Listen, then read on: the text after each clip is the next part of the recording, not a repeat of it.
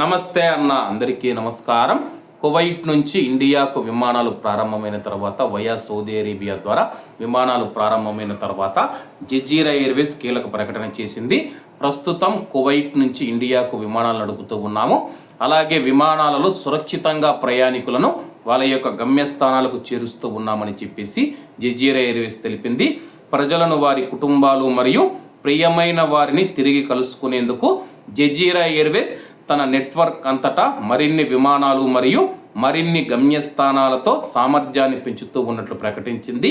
Saudi అరేబియాలోని all ఖైసూమా airport ద్వారా April 15 వరకు booking కోసం తెరిచి ఉంటుందని చెప్పేసి ఇందులో 18కి పైగా గమ్యస్థానాలకు విమానాలు నడుపుతూ ఉన్నాము.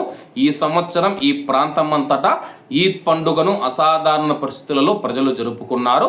ప్రస్తుతం కువైట్ నుంచి కార్యకలాపాలు నిర్వహిస్తూ ఉన్న ఏకైక విమానయాన సంస్థగా జజీరా ఎయిర్వేస్ నిలిచిందని చెప్పేసి, అలాగే ప్రస్తుతం ప్రజలు ఎవరైతే ఉన్నారో వాళ్ళ యొక్క కుటుంబాలను కలుసుకోవడానికి జజీరా ఎయిర్వేస్ కీలక పాత్ర పోషిస్తూ ఉంది.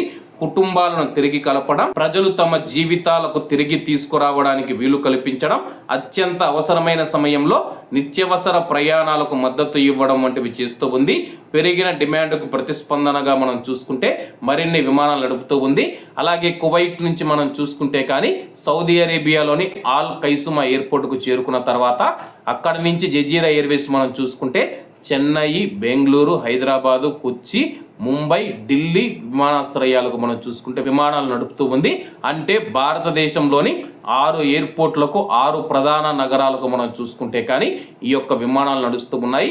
ముఖ్యంగా ఆంధ్రప్రదేశ్ రాష్ట్రానికి కానీ తెలంగాణకు చెందిన వారు ఎవరైతే ఉన్నారో తెలంగాణ వాళ్ళకు హైదరాబాద్ ఎయిర్పోర్ట్ ఉంటే, ఆంధ్రప్రదేశ్ వారికి మనం చూసుకుంటే హైదరాబాద్, బెంగళూరు, చెన్నై ఎయిర్పోర్ట్లు మూడిట్లలో దిగి వాళ్ళు వారి యొక్క గమ్యస్థానాలకు చేరుకోవచ్చని చెప్పి అధికారులు తెలిపారు. కాబట్టి అందరూ బాగుండాలి, ఎందులో మనం ఉండాలి. అందరికీ నమస్తే అన్న, జై హింద్.